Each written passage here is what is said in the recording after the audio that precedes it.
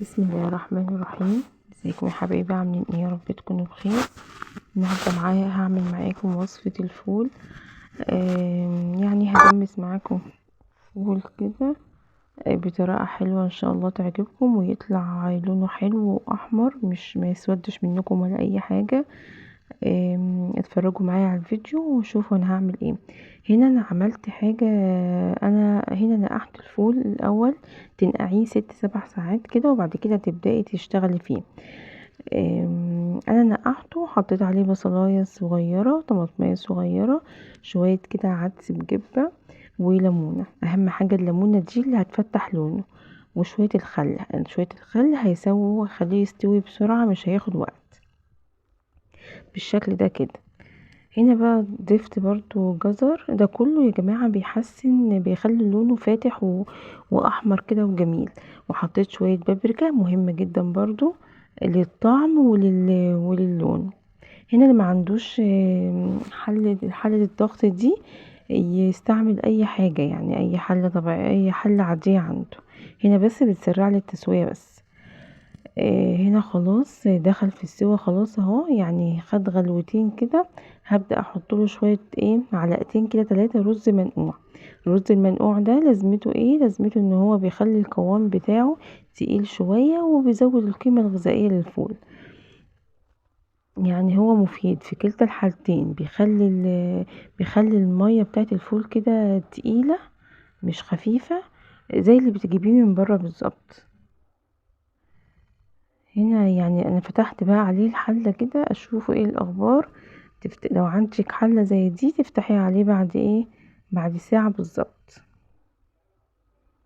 بالشكل ده هو خلاص استوى خالص. شايفين اللون عامل ازاي؟ بجد لونه حلو جدا وفاتح كده، مش مسود ولا اي حاجة. الحركة دي برضو يعني اساسها ان بتنقعي الفول برضو لمدة 6 7 ساعات. اولا نقعان الفول حلو جدا. ليه؟ يعني هو بيشيل كل السموم اللي فيه. بصراحة يعني بيشيل كل السموم اللي فيه، بتنقعيه وتغيري ميته.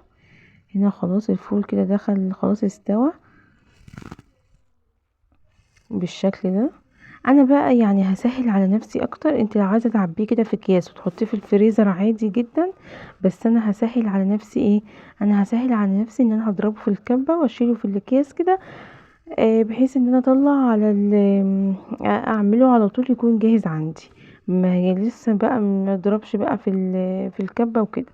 لا انا هعمله، هضربه كله في الكبه واخلصه واحطه مره واحده. حابه تحطيه زي ما هو كده وما بتحبوش في الكبه عادي جدا، مفيش اي مشكله. وصفه سهله وجميله وموفره في نفس الوقت.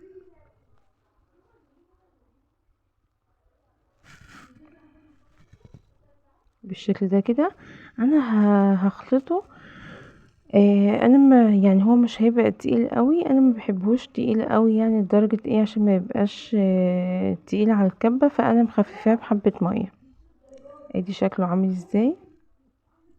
شايفين بقى لونه حلو ازاي؟ عايزه بقى تعمليه بقى وتحط عليه طحينه بقى وانت بتعمليه عادي. عايزه تزودي له شويه بابريكا برضو يظبطوا لونه كده ويخلي لونه اجمل، مفيش اي مشكله. هنا مش هتحسي طبعا ان الفول ده لا فيه بصل ولا فيه طماطم ولا فيه رز خالص. مش هتحسي بطعمه نهائي. فانا هنا لما ضربته في الكبة كل الخضار ديت ايه اختلطت بالفول، فطعمها راح في وسط الفول. فما حسيتش بيه، يعني ما تحسيش بيه خالص. ما تقوليش بقى انا هحط بصل هحس بطعمه او هحط جزر هحس بطعمه. مش هتحسي باي حاجة، ولا هتحطي ولا هتحسي ان انتي حاطه عليه اي خضار ولا اي حاجه. بس في نفس الوقت بيزود القيمه الغذائيه بتاعته. هنا بقى عبيته في اكياس كده وفرزيه بقى. كل ما تحبي بقى تطلعيه مثلا على الفطار، او هتعملي مثلا غدا نواشف وكده، فتطلعي لك كيس بقى تعمليه. ممكن تعمليه بطماطم، ممكن تعمليه كده بطحينه عادي. في اي حال، في كل حالاته هو كويس جدا وحلو جدا.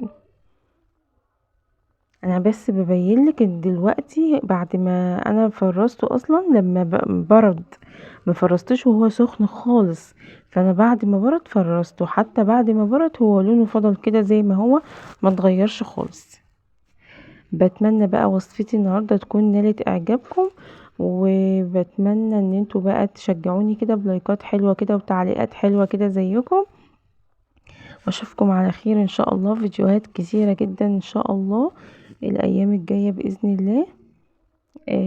والسلام عليكم ورحمه الله وبركاته.